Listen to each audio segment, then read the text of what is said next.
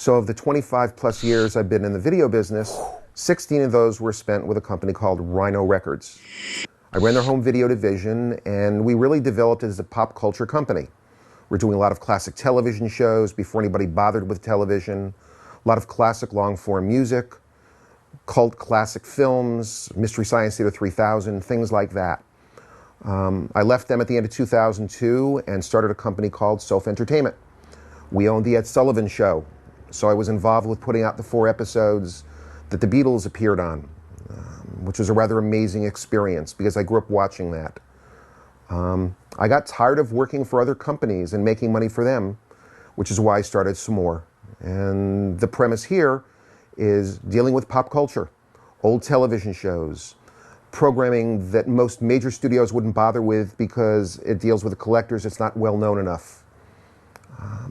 Music, groups like B.B. King, Black Oak, Arkansas, Nazareth, a lot of old country artists. Again, looking back, dealing with a certain segment of the market that's not broad and mainstream, but there was a lot of people who have an interest in the product. I was working for my father doing architectural drafting. And I loved working with my father. And the only problem was I hated my father's partner. And the only person I hated more was my father's partner's son. And my best friend, who I'm still friends with, his uncle owned a record store. And I had the opportunity to go in and manage a new store he was opening. And I was in retail for about 2.5 years. And I always set a goal to work for a major record label. And I interviewed with Warner Brothers for a sales position, and they interviewed a lot of people, and it came down to 2 people. He got the job because he had an internship previously at Warner. I eventually got a job at ABC Records, and sort of an interesting sidebar because the person who replaced me at the last retail store I worked at was a guy named Jack Sani. And the record store sold records, but they also sold guitars, amplifiers, things like that. And Jack always said he wanted to eventually get out of the record business and become a studio musician. So after working for ABC for a few years, I went back to the store and I asked the owners, where's Jack? Jack's working in New York, he's doing studio work. I figured that's great, he fulfilled his dream. Fast forward many years, I moved to LA, and this is probably 18 years ago, and I'm reading a review on Dire Straits performing in LA. And they're saying Mark Knopfler was his usual amazing self, but spectacular in his performance was guitarist Jack Sani. And I go back and I look at the video, and sure enough, there's Jack Sani. So he really pursued a dream, and he started at the bottom, and he found ways to work himself up. If somebody had told me when I graduated high school what I would be doing at this point in my life, who I'd be interacting with, all the things that I'm now doing, I would have said it's impossible, it'll never happen, and it can. I had a guidance counselor in high school who told me you'll never amount to anything, you'll never be accepted at a college.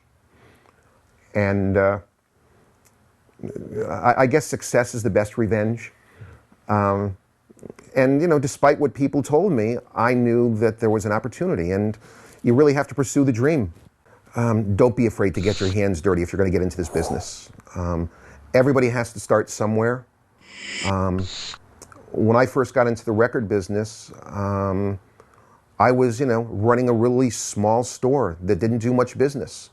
But I listened to music. I tried to pick up as much information as I could on the industry so I understood how it worked. I interacted with people, I spoke to people, I listened. Humility is really important. Don't be afraid to be turned down, because I got turned down a lot of opportunities. That job with ABC, that I got with ABC, that came after being turned down by Warner Brothers. But the job with ABC was wonderful because it got me into the business. And I started off doing sales, and I was driving all over the Northeast.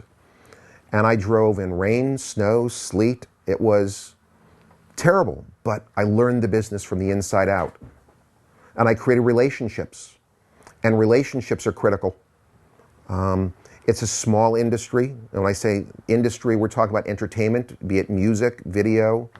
Everybody talks. It's very incestuous in a lot of ways.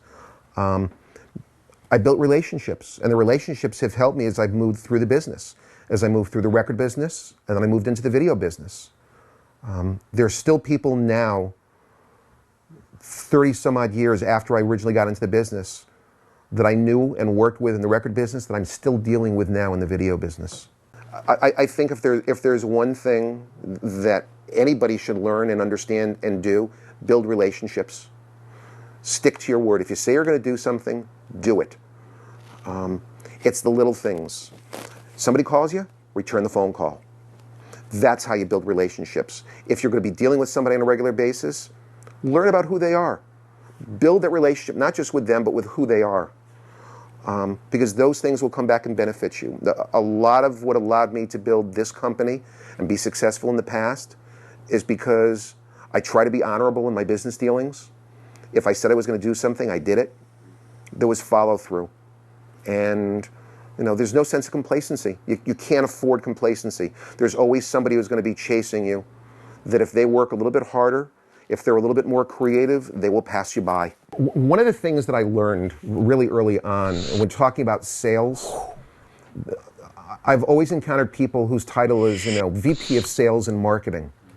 And nobody really understands what sales and what marketing is. And over the years, every time I've interviewed people to work with me, I've asked one question. I've asked a lot of questions, but one in particular. In 20 words or less, define for me the difference between sales and marketing. And nobody's ever nailed it.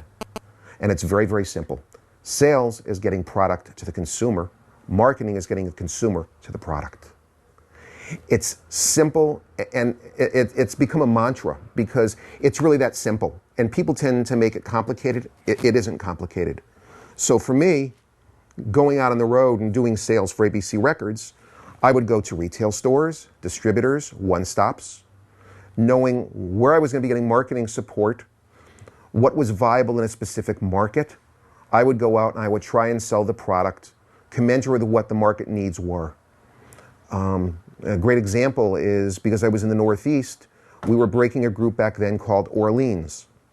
And they had a big hit, You're the One. I knew that nationally it wasn't going to do an enormous amount of money unless we were able to break it out of their home market. So I made sure that in the Northeast there was a broad spread of product on the group and worked with the promotion people to make sure there was airplay to support the product that was being laid out. And again, airplay, radio promotion, that's marketing, that's bringing people to the product. So I needed to make sure that when I was getting support from marketing that I was supporting them with sales. When I interview people for a position, there's a few things I look for. One is enthusiasm. Another is enthusiasm to the next level, which is passion for what we're doing, an understanding for what we're doing. I was never interested in somebody who wanted to work with me or with the company because of who the company was or because they thought being in the entertainment business was fun. Somebody who wasn't afraid to get their hands dirty. Somebody who would listen and learn. One of the things I've learned as I've gotten older is how much I don't know. And I think when you're young, you still have a sense of immortality and that you know everything. And as you get older, you realize how much you don't know and how much there is still left to learn, and you start taking enjoyment from that process of learning. And I think it's really important that when you're young, you enjoy the process of learning, because when you get into the real world, it's a different sort of learning than in school. It's the real world, and it's a different perspective, and there needs to be enthusiasm and passion for what you're doing. In marketing product, there's two ways to look at it. There is a structured, orderly marketing plan, and there's some stuff that happens organically.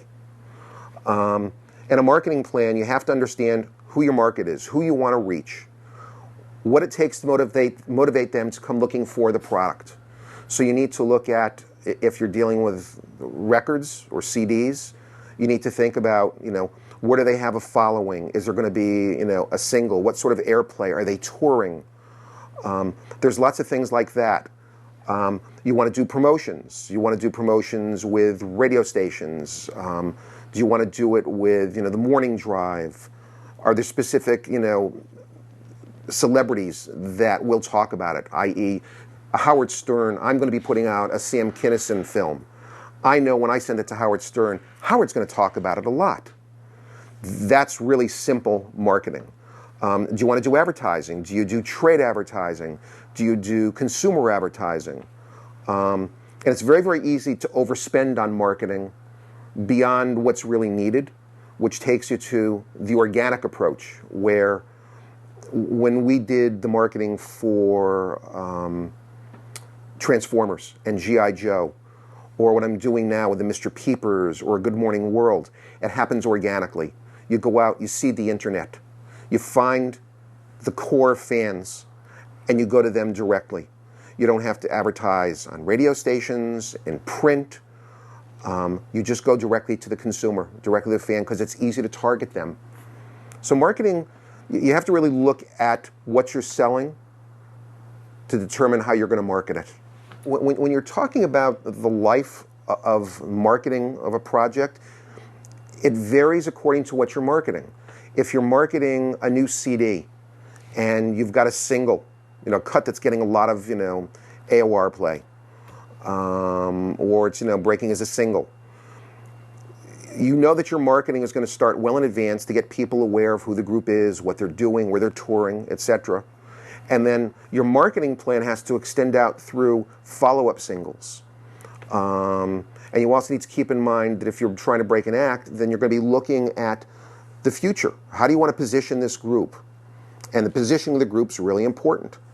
When you're dealing with a feature film or you're marketing a television series, you have to look at, you basically have one shot, because in the video business, DVD business, you have one shot and you have to go for it.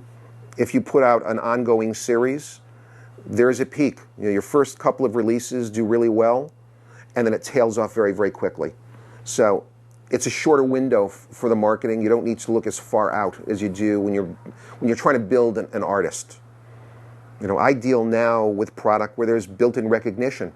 So the marketing is different than when you're trying to break an artist. If you want to be an artist, you have to learn to deal with rejection.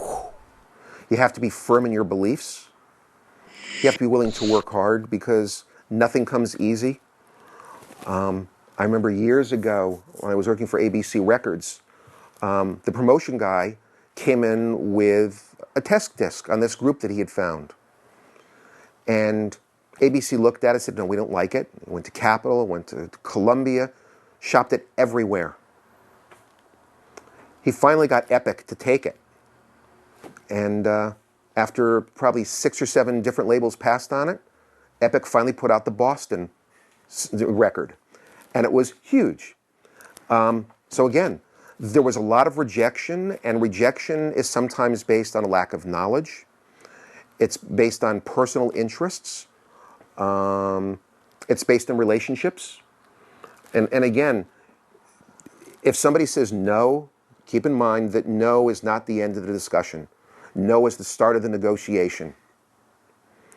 The other thing to remember is no is the most important word in the English language, because it gives you all the power. If you say yes, human nature dictates that you can't go back and say, I know I told you I could do this, but I really can't.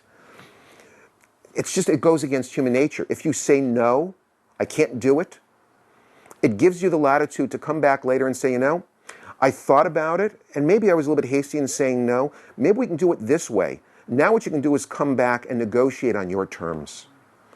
So you need to believe in what you're doing. You need to be persistent. You need to be strong. If you believe in what you're doing, then it'll be less likely that people will take advantage of you. Talk to other people. Find out what they're doing. Learn from their experiences. Learn from their mistakes. Learn from their successes.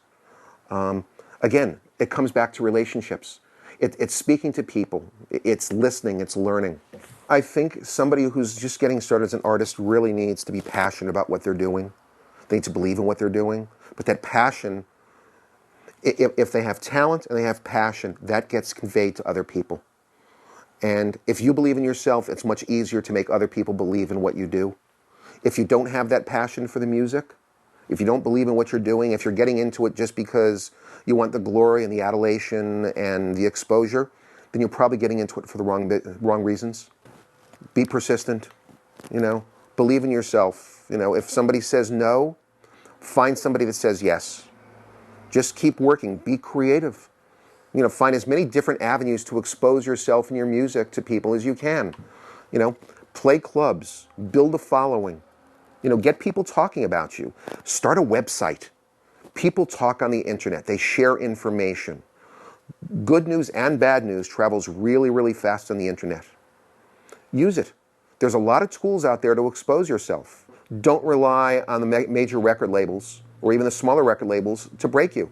You can have a lot to do in breaking yourself. Put your music in front of people who do television shows. Think about the exposure if a song of yours gets played on the Gilmore Girls. There's ways to do it, but you need to be creative. When I first got into the record business, we were selling Sweet Baby James at $4.98, but if you wanted it in stereo, it was $5.98. At ABC Records, I remember Steely Dan, Asia, came out at $7.98.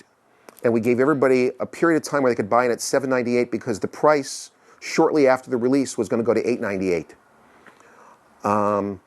I remember when cassette was an alien concept and everybody was buying 8 tracks.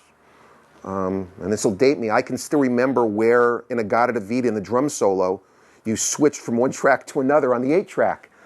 And then all of a sudden, 8 tracks were taken over by cassettes. And it was cassettes and albums. And then CDs came along and, albums started to go away. And then singles went away, which personally I think the death of the single really hurt the record business. You're being asked to pay $18 for an album where you only know one song. It's a leap of faith. You could buy a single and get a song that you knew you liked and another song from that album on the other side, which might lead you to better understand what the group was and where they were musically. And it opened up a lot of doors. There's a man who has a chain of stores. His name is Bob Higgins, who has always maintained that the death of the single was, really hurt the record business. And he was brilliant in that insight because it allowed people to really come to grips with and understand who a group was before they made the commitment. And again, all this downloading, it's because people want to buy what they want to hear. To a great extent, I think one of the things that's really hurt the business is the people who run the companies are passionate about the money. When I got into the business 30 some odd years ago, we were passionate about the music. We loved it. We could pick up an album and you pick up a Buffalo Springfield again and you look at the list of names on the back, you can identify 25 to 50% of the names on the back. There was a passion about where the groups came from and how they evolved. That passion isn't there to the same extent now as it was then. There were personalities in the business who really stood for something. There are still personalities, but they're hit makers. They build groups, and there's not necessarily depth. For better or for worse, think about the stuff that really drives people. Cadillac, there's been a resurgence in the sales of Cadillac to a great extent because they've changed the design, but what music is laid behind the Cadillac ads? It's Zeppelin. Apple used Stones, Start Me Up. That music's compelling, and it's compelling to a certain segment of the market, and it holds up